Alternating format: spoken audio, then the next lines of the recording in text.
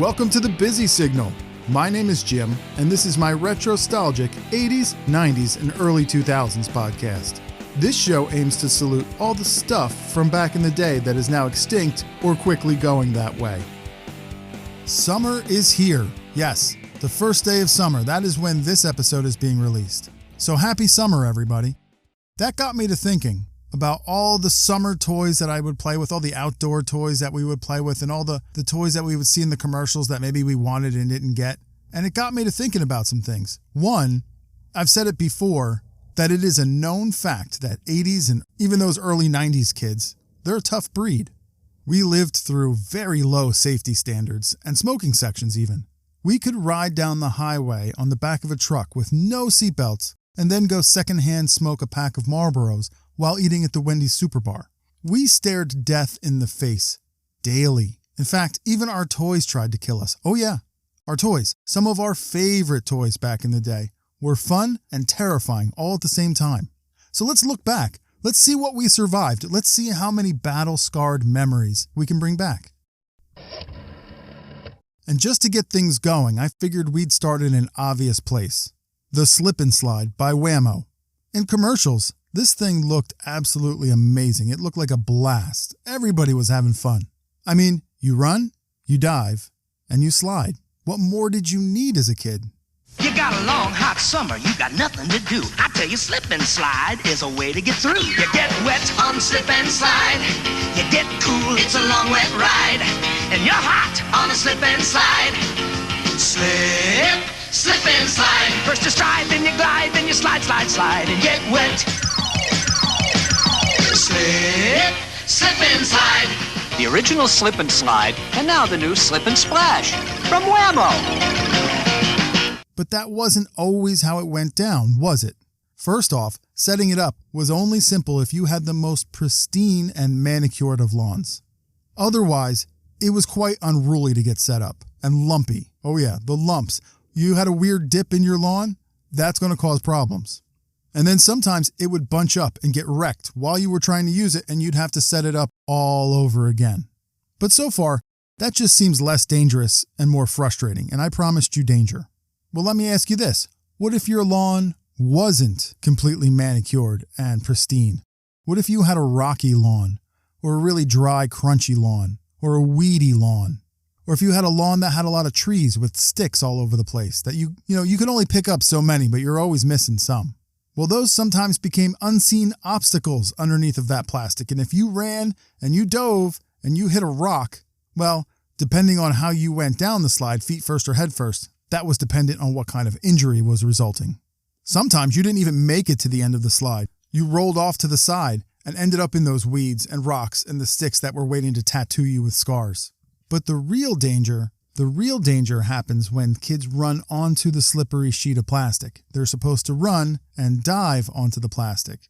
That slippery plastic under their feet, that was where the danger was. And that's where neck injuries, spinal injuries, who knows how many abrasions and contusions happen from that, at the very least. So kids, if you're out there using the slip and slide these days still, be careful. The mid-1980s exploited a universal fact. Bouncing is fun. So why not reinvent the pogo stick? Enter Hasbro's Pogo Ball. Essentially, it's a dodgeball with a hard plastic ring around it. And it just looks like Saturn. This was nothing short of a bamboozle. The commercial made this thing look way more fun than it was. Your feet go on the plastic ring, you squeeze the ball between your feet, and bounce. Boom! It's like having your own mini portable trampoline.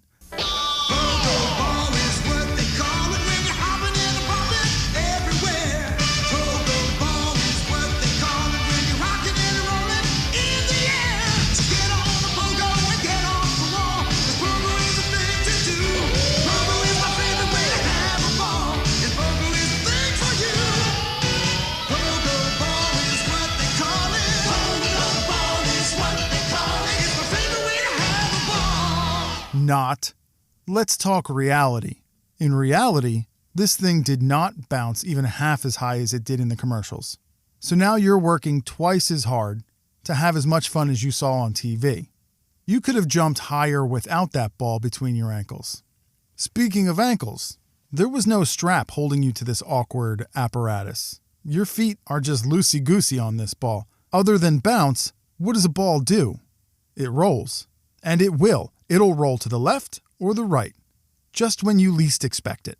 Congratulations, you just rolled your ankle. It's never going to be the same, but you'll always remember the pogo ball. This is just one of those toys that you got way too excited to get, and after 10 minutes and a busted ankle, it was thrown somewhere in a closet or a garage and forgotten about, until you found it again, and then you put it where you should have the first time, straight in the trash. It tried to kill you. Our next killer toy rides the coattails of the pogo ball completely. I mean, basically this is Pogo Ball Part 2. Moon shoes. They have been around in one way, shape, or form since like the 1950s. But in the 90s, Nickelodeon brought them back. So instead of balancing on a pogo ball, you're strapping small trampoline-ish structures to your feet. And once again, there wasn't much bounce there. So again, you're jumping extra hard to make them work. Not much payoff in the end. And then, if the fact that moon shoes were lame wasn't enough, walking in them was hazardous. One wrong step or bounce, and your ankles would be in air casts for weeks. Moon shoes indeed. Get out of here. The name alone suggests you would be walking as if you were practically weightless. Like taking a stroll on the moon. Nothing compares to new Nickelodeon moon shoes. Not so fast. You don't know what you're missing until you've tried sponge shoes. There's nothing like moon shoes. Hey kids, how about cement shoes? Jump! Jump! Moon shoes! Invisible shoes! New moon shoes. They're like kid-powered trampolines for your feet. Look for them in a store near you. Nickelodeon moon shoes. There's nothing like them. By heart. Talk about getting bamboozled. Another landfill staple. No thank you, Nickelodeon. You can keep those moon shoes.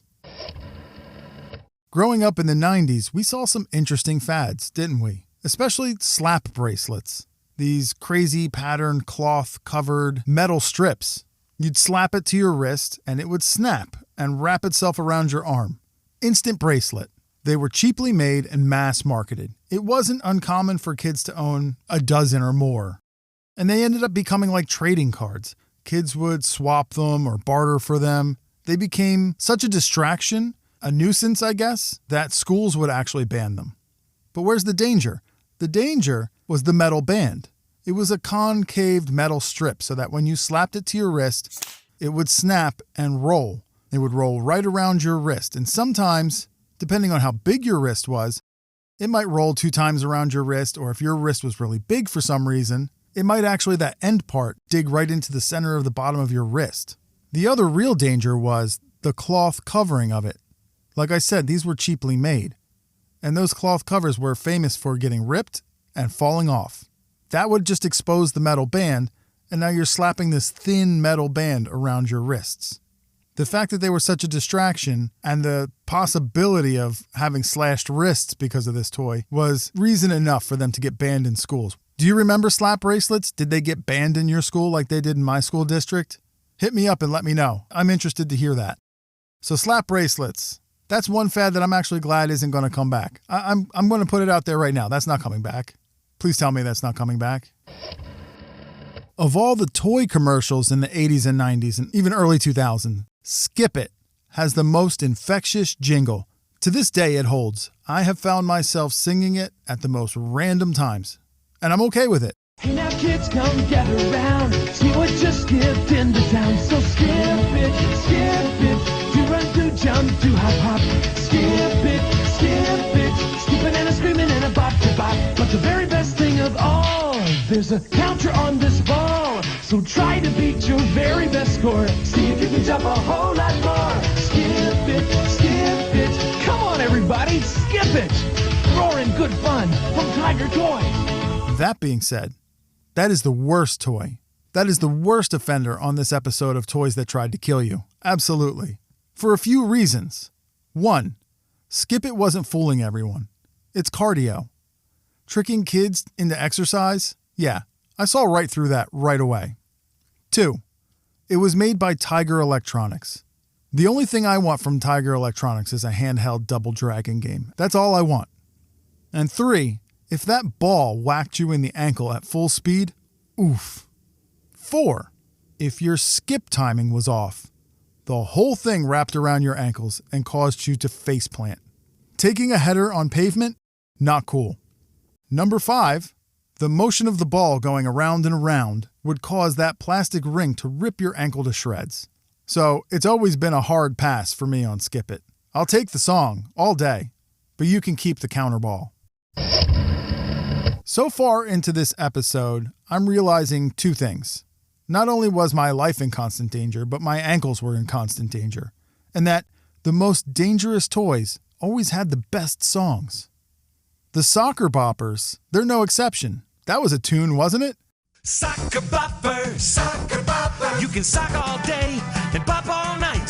Soccer bopper, more fun than a pillow fight. Blow 'em up, put your hand inside, get ready to have the time of your life. Soccer bopper, sock 'em once and bop 'em twice. Soccer bopper, Soccer Boppers, more fun than a pillow fight by Big Time Toys. Soccer bopper. However, in reality, this toy was a concussion or broken nose waiting to happen. Basically, you're blowing up these thick plastic beach balls and slipping them over your fists. To do what? To go wail on your sibling or soon-to-be ex-friend? Yeah. There's not really much to talk about here. There's not much meat on that bone. I mean, obviously, these things are a hazard. They might have been fun, but equally a hazard. And the song was amazing. So, did anybody out there have Sock 'em Boppers? Any good battle stories? Yeah, let me know. Hit me up. I'd love to hear or read some of those stories. This last one is an honorable mention, mainly because it wasn't a toy per se that you could just buy, but really it was a playground staple. The metal sliding board. On a sunny hot day, this was brutal. Shorts and metal slides in July.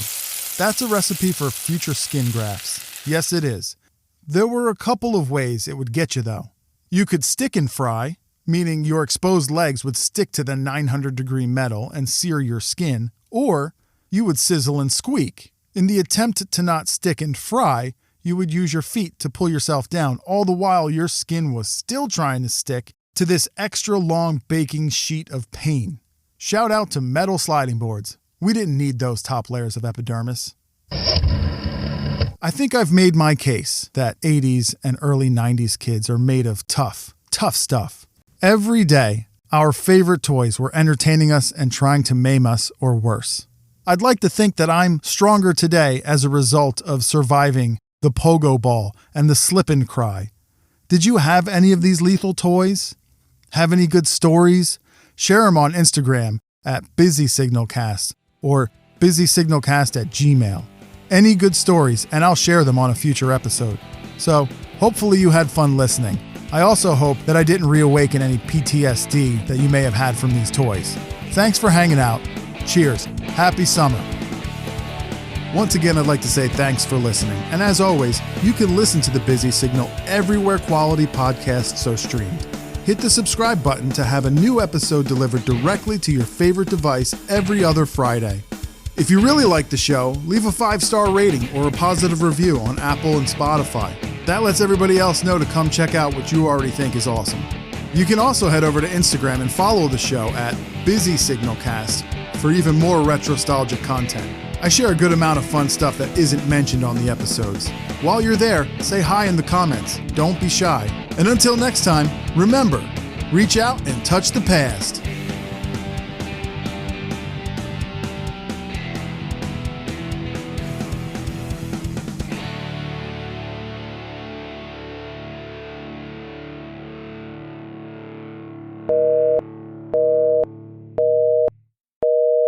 Come on, everybody, skip it!